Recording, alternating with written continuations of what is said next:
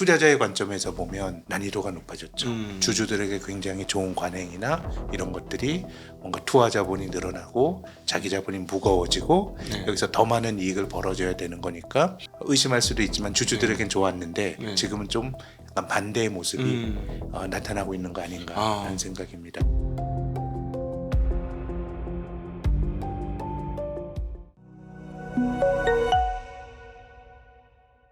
지난 한 20년 그 2008년도 이후에 미국 주식 시장의 전형적인 흐름은 스마일 컵으로 대변되는 자기네가 설계와 마케팅을 다 다루고 제조 기반을 아시아 쪽으로 넘기면서 그 높은 마진을 향유하는 것들을 기본적으로 깔고 갔었는데, 지금 말씀하신 거를 정리를 다시 한번 해보면 이제 중국과의 대결 때문에 그런지는 잘 모르겠으나 대규모 인프라 사업으로 바뀌었고, 인프라 사업이 언제까지 이어질지는 또 모르겠으나 하여튼 대규모 인프라 사업으로 바뀌었고, 그래서 지난 20년간 향후하던 스마일 커브의 양쪽 극단에 높은 이익을 향유함으로써 주주 배당이 너무나 원활하게 역대 가장 높은 수준의 주주 환원을 보여주었던 그 시대가 당분간 잠깐 멈출 수도 있겠구나. 전 두 가지 요인인 것 같아요. 첫 번째는 금리고요. 네.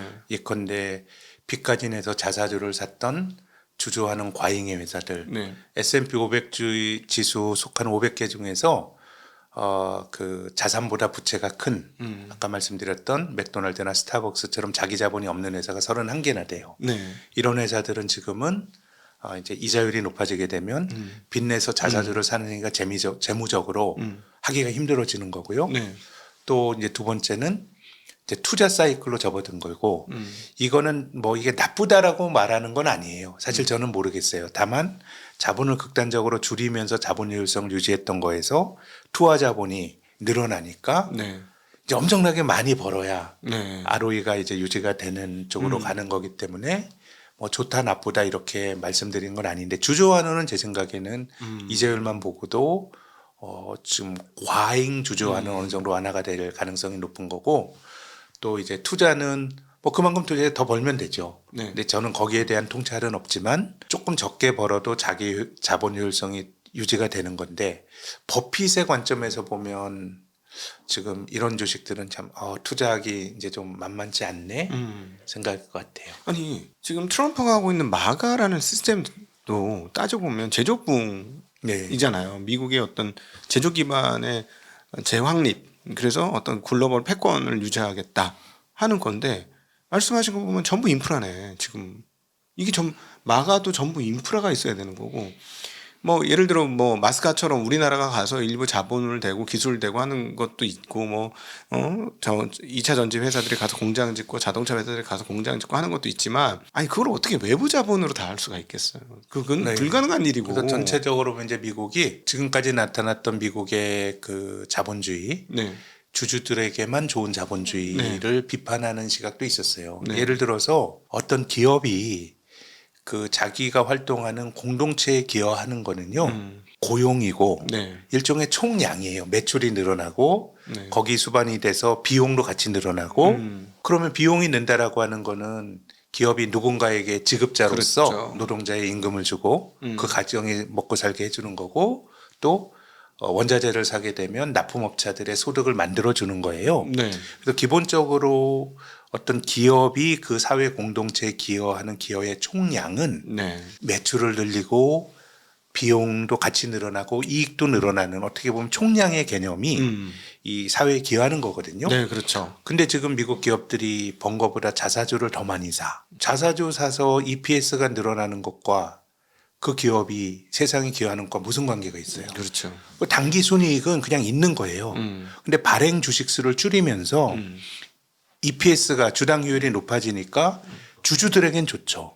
그렇지만 그것이 세상에 기여하는 바는 실은 굉장히 어떻게 보면 주주만 좋고 소위 월스트리트와 메인스트리트의 괴리가 굉장히 커져서 그렇죠. 많이 뭐 알려져 있지는 않습니다만은 예전에 바이든 행정부 때 IRA 인플레이션 방지 법안 안에 자사주에 대한 페널티가 들어가 있었어요. 네. 예, 200만 불 이상 자사주를 사게 되면 원래 민주당은 4%의 페널티를 세금을 물리려고 했는데 네. 공화당이 반대를 해서 결국 1%가 됐는데, 뭐 세율이 중요한 게 아니고 우리는 정말 어떻게 보면 주주 자본주의가 제대로 정착되지 않은 네. 주주 자본주의 결핍의 나라에서 살다 보면 뭔가 주주 환원이나 이런 게 정상화돼야지라고 생각을 하지만 네. 미국과 같은 주주 자본주의 과잉의 나라에서는 음. 자사주 사는 거에 대한 페널티를 물릴 정도였으니까 네. 이게 이해관계 비대칭이 컸고 그러면 이제 기업들이 투자를 하면서 투하 자본을 늘리고 거기서 더 많은 이익을 벌려고 노력하는 거는 자본주의가 정상화되고 있다고 볼 수도 있어요. 보는 관점에 따라서는. 네. 근데 이제 투자자의 관점에서 보면 난이도가 높아졌죠. 주주들에게 굉장히 좋은 관행이나 이런 것들이 뭔가 투하 자본이 늘어나고 자기 자본이 무거워지고 네. 여기서 더 많은 이익을 벌어줘야 되는 거니까 어떤 기업의 행위에 대한 당위적인 가치 판단과 주주들의 이해관계에 기반한 어떤 것들을 보면은 지금까지는 당위적으로는 야 이게 좋은가 의심할 수도 있지만 주주들에겐 좋았는데 네. 지금은 좀 약간 반대의 모습이 음. 나타나고 있는 거 아닌가라는 생각입니다. 이렇게 이제 주체를 몇 가지로 분리해 볼 수 있을 것 같아요. 그 인터넷 세대를 만들어서 소위 말하는 빅테크가 되었던 그 기업들의 헤드쿼터, 즉 엔지니어의 어떤 성향을 가지고 있는 엔지니어링에 대한 이해가 높은 헤드쿼터 입장에서는 이게 신세계고 새로운 세계고 새로운 그 인터넷 시대를 맞이하는 것이기 때문에 그걸 선점하기 위해서 당연히 그 사람들 입장에 투자를 해야 되는 거고 그래야 우리가 2000년대에 누렸던 그것들을 새롭게 더 많이 누릴 수 있을 거니까 그 엔지니어링 하는 사람들 입장에서는 투하를 해야 되는 건데 주주들 입장에서는 그건 옛날 70년대, 80년대는 그렇게 했지만 지금 상황은 그 충분히 벌어들인 돈으로 충분히 주주 환원을 해야 되는 거에 익숙하고 몸에 젖어들었던 사람이 그거를 기다려줄 수 있는가? 그리고 또 기다려주는 과정에서 높아진 금리는 투자자들은 어떻게 생각할 것인가? 한 이해관계 상충이 미국 주식시장에 벌어질 가능성이 이게 뭐 있네요. 좋게 나쁘다, 좋다 나쁘다 이걸로 이제 미국 시장이 이제 부러질 거다 사실 이런 주장은 아니고 그렇죠, 그렇죠. 뭐 면피하려는 게 아니고 네. 그러니까 어쨌든 좋건 나쁘건 간에 투자의 환경이 좀 바뀐 건 맞는 것 네, 같아요. 중요한 네. 환경이. 그렇죠. 네. 이런 것들을 돌파해내면 이제 선순환으로 또 다른 의미의 선순환으로 가는 건데 그렇죠. 지금까지와는 좀 다른 건데 저는 미국 시장이 압도적으로 지난 10여 년 동안 성과가 좋았던 이유는 좋은 비즈니스 모델, 투하 자본 없이 돈을 많이 벌고 그럼으로써 주주 환원을 극단적으로 늘리고 네. 그 과정에서 높은 ROE로 상징이 되는 높은 자본 효율성을 유지했던 게 이제 그 미국 주식이 많이 올랐던 명백한 이유인데 조금 이제는 그런 의미에선 환경들이 좀 바뀌는 거 아닌가? 미국이 계속해서 그렇게 뭐 초과 수익을 낼까? 사실 우리가 연초에도 미국 주식을 많이 사러 가고 한국 투자자들이 근데 작년에는 한국 주식이 굉장히 좋았고 네. 연초에도 또 좋았잖아요. 네네. 그래서 저는 이 환경이 바뀔 때 뭔가 이제 가장 드라마틱하게 바뀌는 게 제 생각엔 지금 미국인 것 같아요. 예. 그동안 좋았던 논리들이 이제는 앞으로 좋더라도 그건 새로운 논리지 네. 과거에 좋았던 동력으로 또 갈 거냐라 그러면은 상당히 저는 도전적이지 않을까 생각합니다. 미국이 과연 체질 개선을 할 수 있을 것이냐. 지금 사실 트럼프가 마가 얘기하는 거에 그 바탕도 그런 건데 뭐 일부 좀 하는 것 같기도 합니다. 또 한국이나 일본의 등골을 뽑아서 하는 것 같기도 하고 베네수엘라를 점령해서 또 할 것 같기도 하고 여러 가지가 있는데 주주자본주의라는 거에 30년 동안 이렇게 익숙해진 또 다르게 표현하면 취해 있던 나라가 근면하고 성실하고 열심히 일해야 되는 이 덕목으로 다시 되돌아갈 수 있느냐? 이런 근원적 질문이기도 한 것 같거든요. 네. 사실은 그렇게 하는 게 저희는 좋을 것 같아요. 왜냐하면 우리가 옆에서 거기다 장사를 청바지 팔아먹듯이 우리가 장사를 계속할 수 있으니까 우리 좋은데 과연 미국이 그걸 할 수 있겠어? 그러니까 상당히 도전적이겠죠. 그래서 저는 2026년이 바이든 트럼프가 몰아쳤던 네. 소위 말하는 미국 중심의 공급망 재편. 바이든은 보조금 줄 테니까 공장 지어였고 트럼프는 관세 내기 싫으면 이제 공장 지어였는데 최근에 저는 미국도 그게 코스트가 너무 많이 든다는 것들을 좀 인지하는 것 같아요. 이게 이제 미중 갈등의 코드도 있는데 뭐 중국 기업들은 나름의 방식으로 뭐 좀 이제 우회해서 피해가는 것 같고 네네.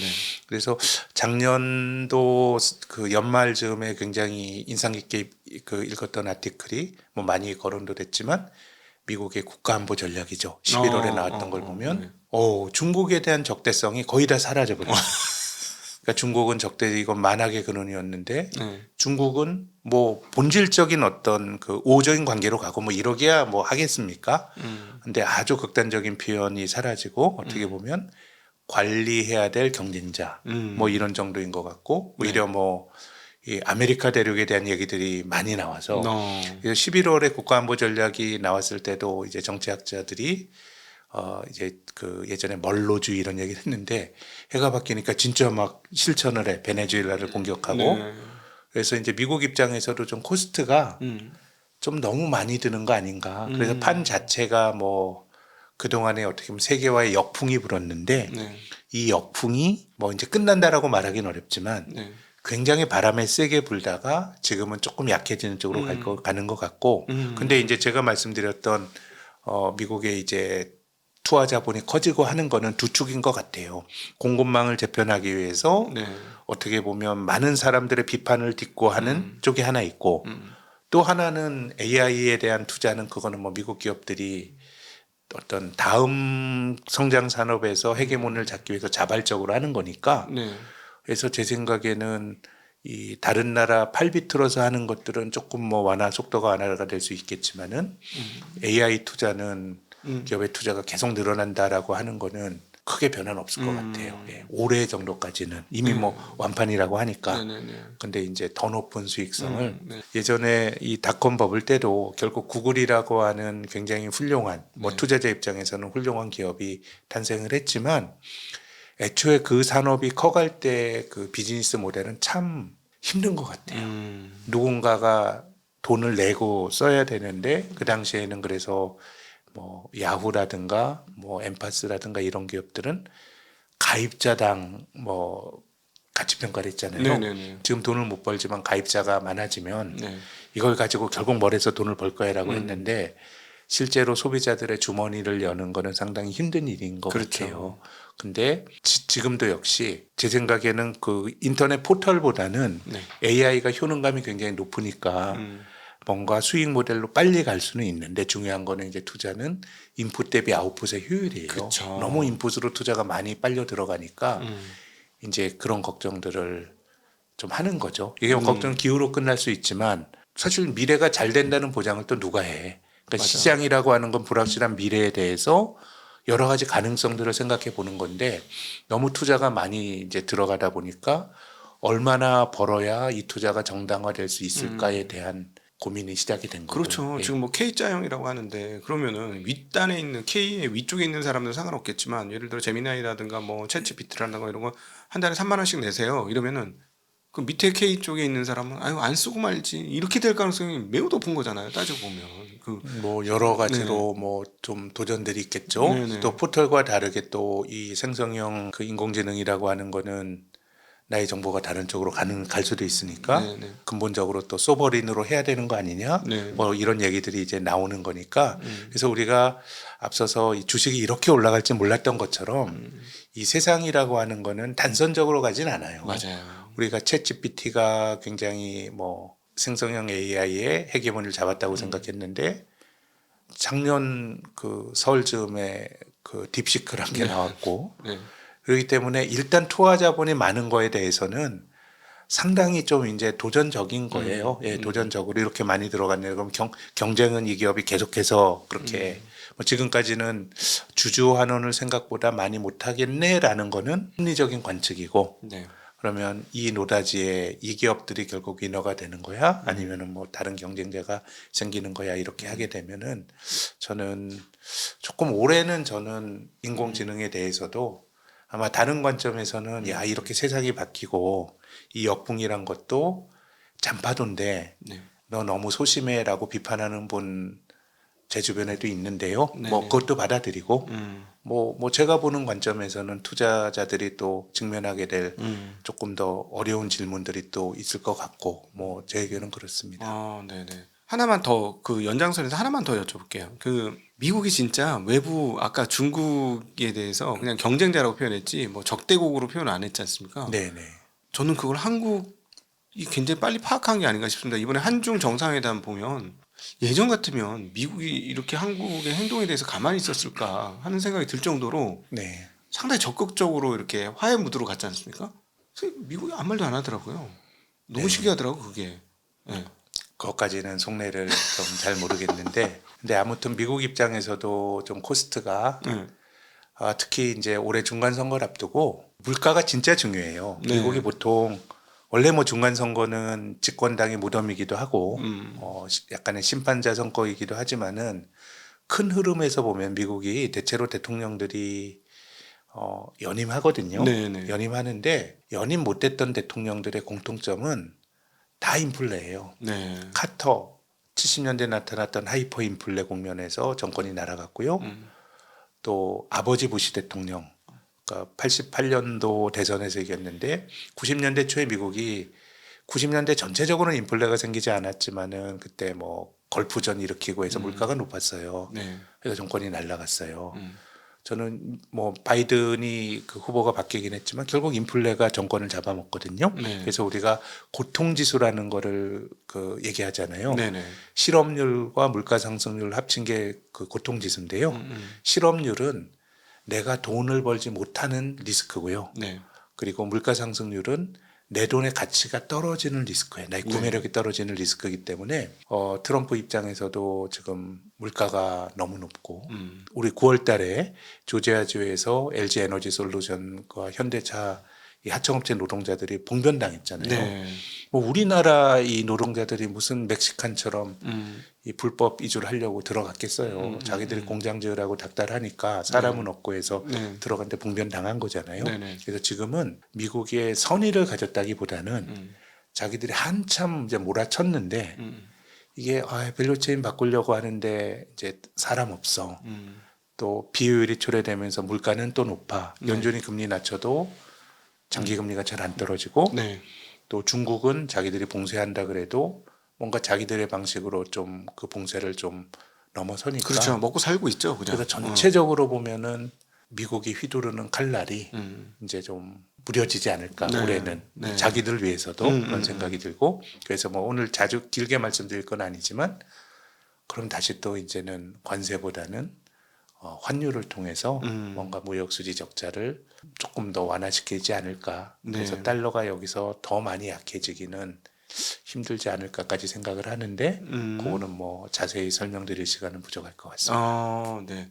큰 틀에서는 달러가 약세가 될 거라고 생각하지만 이 정도 수준에서는 뭐 그렇다고 공격적으로 약세가 될 거라고까지는. 근데 그거는 모르죠. 우리가 네. 주식이 올라가는 거를 몰랐던 것처럼 네. 환율도 가격 변수기 때문에 저는 상당히 고평가된 자산이 페어 밸류로 가는 거는 그것도 한순간인데 네. 저는 속도까지는 잘 모르겠는데요. 근데 이거는 말씀드리고 싶어요. 우리가 지금 환율 1,480원대가 고점이잖아요. 네네.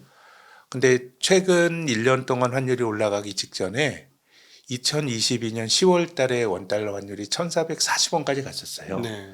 그럼 작년에도 우리가 1,350원 봤으니까 사실 거기서 한 4, 5% 정도 절상이 됐는데 2022년 10월에 그 1,440원까지 갔던 환율이 그 다음해에 1,210원까지 떨어진 적은 있습니다. 네네네. 뭐 단기간에. 그래서 이게 뭐 주식이 올라가는 속도를 몰랐던 것처럼 환율도 좀 방향이 바뀌면 그것 또한 우리가 예상하기 힘든 속도로 좀 환율의 변화가 나타나지 않을까 생각합니다. 네, 네.